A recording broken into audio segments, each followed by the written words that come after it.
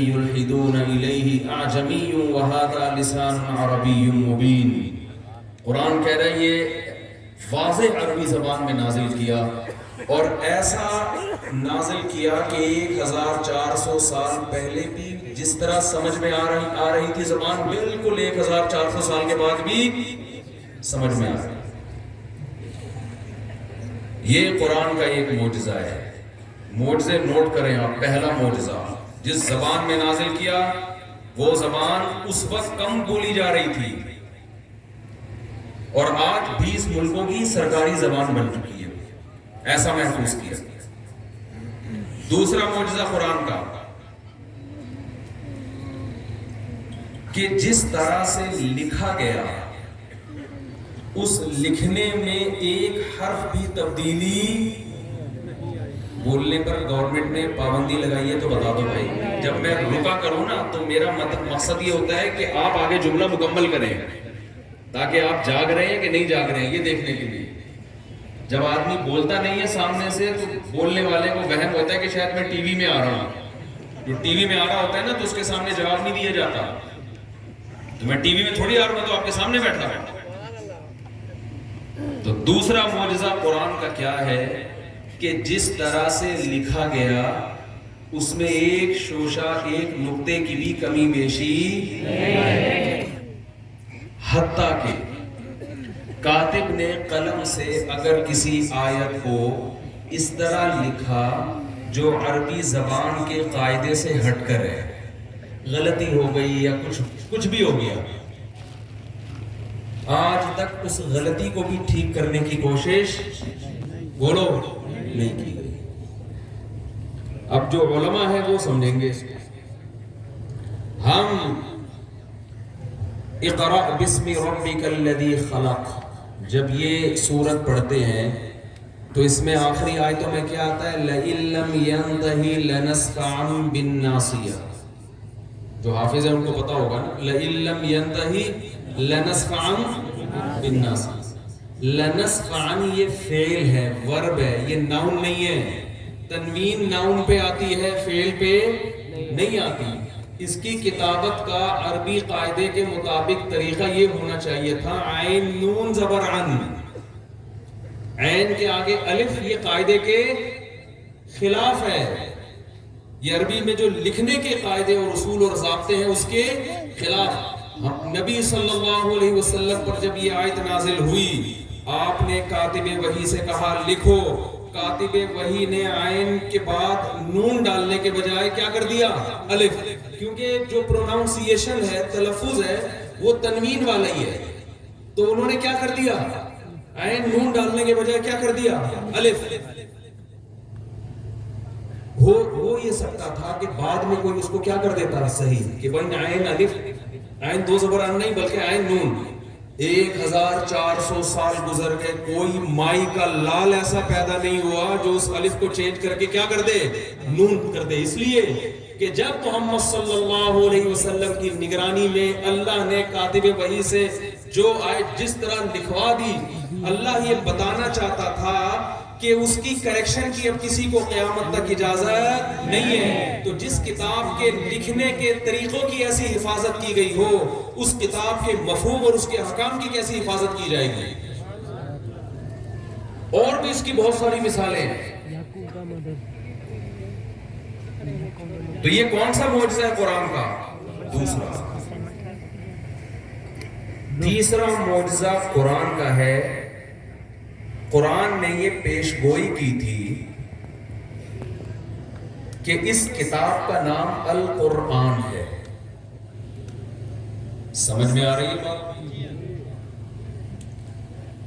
میں ایک مثال سے بات سمجھاؤں گا جس سے آپ کو بڑا مزہ آئے گا یہ بات سمجھنے میں جو میں اب سمجھا. ایک تو مائک آپ لوگوں نے بڑا خاندانی رکھا ہوا ہے, اللہ جزائے خیر. میں جہاں جلسوں میں جاتا ہوں, مسجد میں بیان کے لیے جاتا ہوں, مائک ایسا بیکار میں لگا دیتے ہیں کہ دماغ خراب ہونا شروع ہو جاتا ہے. وہ ٹیں پاں کی آوازیں آتی ہیں, کبھی ایکو زیادہ ہوتا ہے, کبھی آواز ہی کم ہوتی ہے. یہ اللہ آپ کو جزائے خیر دے کہ مائک خاندانی رکھا ہوا ہے. جب مائک خاندانی ہو تو آدمی بولنے میں بھی مزہ آتا ہے. دیکھو قرآن جب نازل ہو رہا تھا دوسرے نمبر پہ یا تیسرے نمبر پہ سورت نازل ہوئی ہے سورہ مزمل، چند آیتیں نازل ہوئی ہیں، اقرا بسم ربک الذی کی چند آیتیں، اور سورہ مدثر اور سورہ مزمل۔ ابھی قرآن کا 1000واں حصہ بھی نازل نہیں ہوا، اور قرآن اس کتاب کو نام دے رہا ہے وَرَتِّلِ الْقُرْآنَ تَرْتِيلًا، اے نبی آپ اس قرآن کو پڑھیں آرام آرام سے، تجوید کے ساتھ۔ تو قرآن نے نام بتا دیا کہ اے نبی آپ پر جو کتاب نازل ہوگی اس کا نام کیا ہوگا؟ بولو نا، یہ قراءت سے نکلا ہے۔ قراءت کا معنی ہوتا ہے پڑھنا، قاری کسے کہتے ہیں؟ پڑھنے والا۔ قرآن جو بے انتہا بہت زیادہ پڑھی جائے، مبالغے کا صیغہ ہے۔ قرآن کسے کہیں گے؟ بولتے کیوں نہیں بھائی؟ جو بہت زیادہ پڑھی جائے، حالانکہ ابھی تو نہ پڑھی جا رہی تھی نہ سنی جا رہی تھی۔ سننے والے بھی دو چار، ابو بکر و عمر جیسے رضی اللہ عنہ، حضرت علی جیسے، عثمان جیسے، عبداللہ بن مسعود جیسے چند لوگ کو بھی چھپ چھپ کے سن رہے ہیں۔ حضرت عمر کے بعد تو چھپن چھپائی کا حساب ختم ہو گیا تھا۔ انہوں نے کہا جس نے اپنی بیوی کو بیوہ کروانا ہے، بچوں کو یتیم کروانا ہے، تو مجھے حرم میں نماز سے روک کے دکھائے۔ لیکن حضرت عمر سے پہلے یہ آیت نازل ہو چکی تھی، ان کے اسلام سے پہلے۔ سننے والے 4-5، پڑھنے والے 1، نبی صلی اللہ علیہ وسلم۔ تو لوگ کہہ سکتے تھے نہ تو یہ کوئی بہت زیادہ سنی جا رہی ہے اور نہ بہت زیادہ یہ کتاب پڑھی جا رہی ہے۔ نام کیا رکھا جا رہا ہے؟ بے انتہا پڑھی جانے والی۔ تو اب قرآن کے ذمے تھا نا، اللہ کے ذمے، کہ وہ اس دعوے کو سچا کر کے دکھائے۔ اس وقت تو کوئی غیر مسلم کہہ سکتا تھا کہ محمد صلی اللہ علیہ وسلم نے معاذ اللہ اس کا نام غلط تجویز کر لیا ہے، نہ کوئی سن رہا ہے، 4-6 لوگ سنتے ہیں وہ بھی چھپ چھپ کے، اور ایک اکیلے نبی صلی اللہ علیہ وسلم پڑھتے ہیں وہ بھی چھپ چھپ کے۔ تو یہ کتاب تو 4 آدمی نہیں پڑھ رہے ہیں، 4 آدمی سن نہیں رہے ہیں، اور نام اس کا کیا رکھ دیا ہے؟ بے انتہا پڑھی جانے والی کتاب۔ قرآن نے بزبان حال بتا دیا ٹھہرو ٹھہرو، ذرا صبر کرو، وقت گزرنے دو۔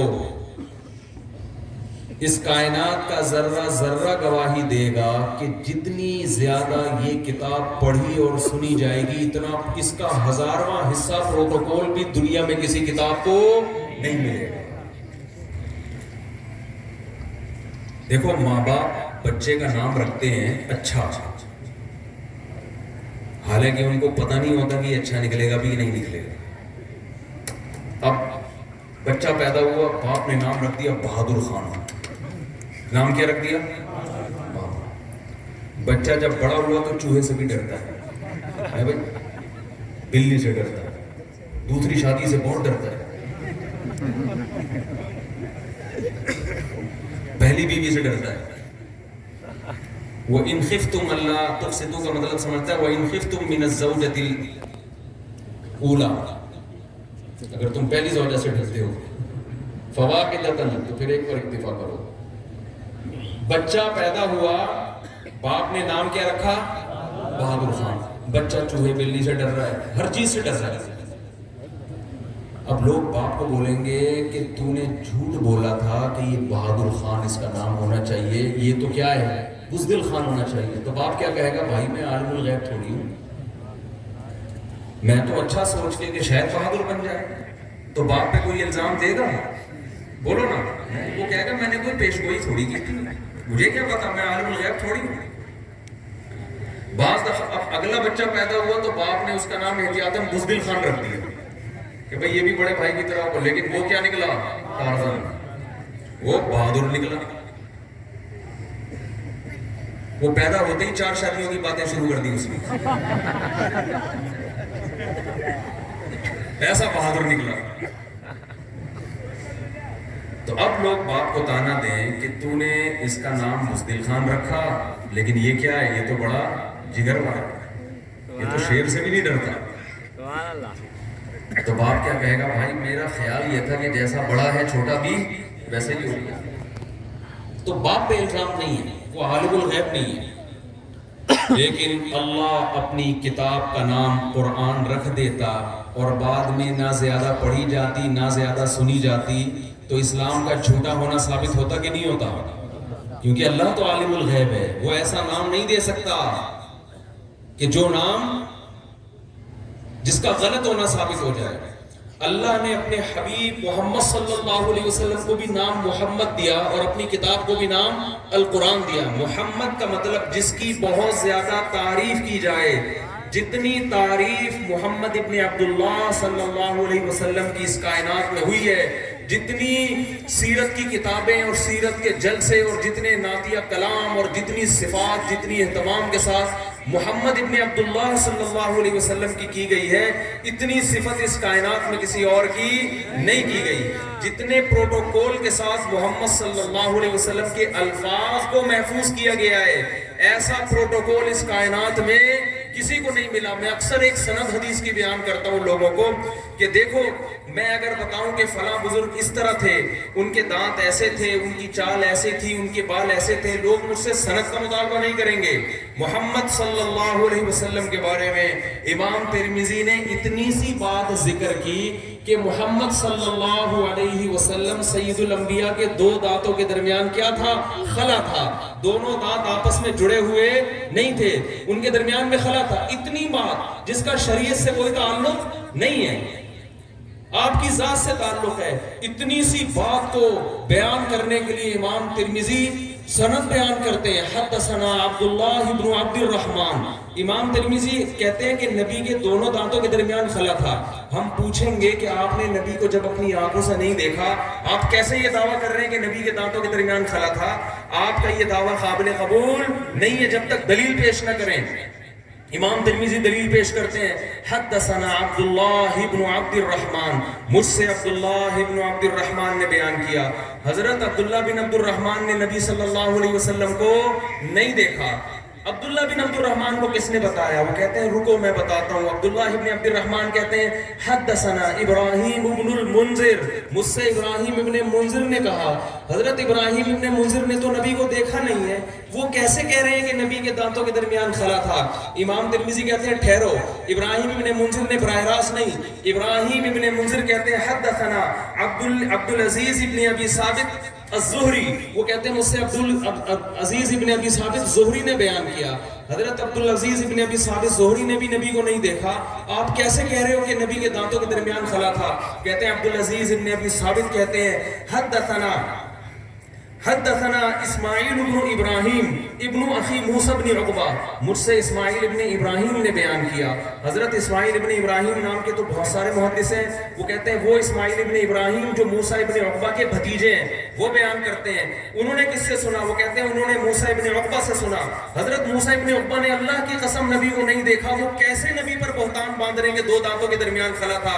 اتنا بڑا الزام نبی پر لگا رہے ہیں، کیسے نبی کی شخصیت کو بیان کر رہے ہیں؟ امام ترمذی کہیں گے کہ موسیٰ ابن عقبہ کہتے ہیں میں نے قریب سے سنا۔ قریب نے کہاں سے سنا؟ وہ کہتے ہیں میں نے عبداللہ ابن عباس سے سنا، اور عبداللہ ابن عباس جنہوں نے دن رات نبی کی زیارت کی وہ یہ بیان کیا کرتے تھے کان النبی صلی اللہ علیہ وسلم افلج الثنیتین، نبی کے دو دانتوں کے درمیان میں خلا تھا۔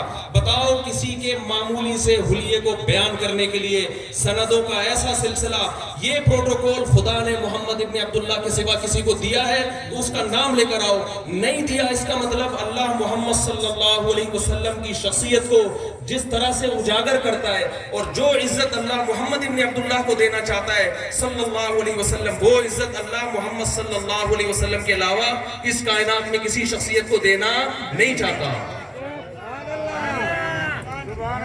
یہ مطلب ہے محمد نام کا جس کی بے انتہا تعریف کی جائے۔ اتنی تعریف کسی کی گئی ہے، اتنی عزت کسی کو ملی ہے۔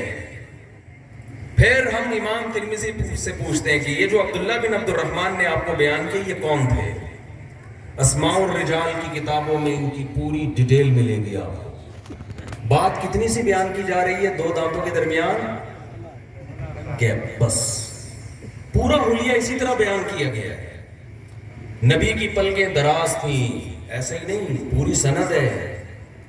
نبی کیسے چلا کرتے تھے یہ دعویٰ کوئی محدث ایسے ہی بیان نہیں کرتے جب تک اس کی سند پیش نہ کر دیں۔ ایک ایک بات بتاؤ، 1400 سال کیا 500 سال پرانا کوئی آدمی دکھا دو جس کی زبان سے نکلی ہوئی باتوں کو اس طرح سے سندوں کے ساتھ محفوظ کیا گیا ہو۔ کوئی ایک شخصیت ہے ایسی اس دنیا میں؟ اور پھر جن شخصیتوں نے ایک ایک لفظ کو، کلام کو محفوظ کیا، ان شخصیتوں کو کتابوں نے محفوظ کر دیا۔ امام ترمذی کی شخصیت پر کتابیں لکھی گئی ہیں، کون تھے، کہاں پیدا ہوئے، کدھر قبر ہے۔ میں امام ترمذی کی قبر پہ جا چکا ہوں، بخارا میں، ترمذ میں۔ ان کی قبریں محفوظ، ان کے سن ولادت، سن وفات، کن کن استاذوں سے علم حاصل کیا۔ پھر امام ترمذی نے اپنے استاد سے سنا، ان استاذ کی سن وفات، کہاں کہاں علم حاصل کیا، ایک ایک چیز۔ یہ پروٹوکول اس کائنات میں محمد ابن عبداللہ صلی اللہ علیہ وسلم کے سوا کسی اور کو نہیں ملا۔ اور آپ پر جو کتاب نازل ہوئی ہے، جس کا نام قرآن نے رکھا القرآن، بے انتہا پڑھی جانے والی، آج دنیا نے ثابت کر دیا، مشاہدے نے ثابت کر دیا کہ جو نام اس کو دیا گیا تھا یہ بالکل اسم با مسمى ہے۔ جیسا نام دیا گیا اللہ نے اس کتاب کو وہ عزت دی ہے۔ دنیا میں کوئی کتاب اتنی زیادہ تلاوت نہیں کی جاتی، دنیا میں کوئی کتاب بغیر سمجھے اتنی زیادہ پڑھی نہیں جاتی جتنا قرآن پڑھا جاتا ہے۔ کبھی آپ نے دیکھا جسے انگلش نہ آتی ہو، انگلش میں کتاب پڑھ رہا ہو، بولتے کیوں نہیں بھائی؟ کبھی دیکھا جسے اردو نہ آتی ہو مگر اردو کتاب پڑھ رہا ہو؟ ایسے لاکھوں لوگ ہیں، کروڑوں لوگ ہیں جنہیں عربی نہیں آتی مگر الحمد سے لے کے والناس تک قرآن وہ پڑھتے ہیں۔ یہ پروٹوکول قرآن کے علاوہ کسی اور کتاب کو نہیں ملا۔ دنیا میں سمجھ کے سب سے زیادہ پڑھی جانے والی کتاب بھی قرآن ہے، بغیر سمجھے بھی اور سمجھ کے بھی۔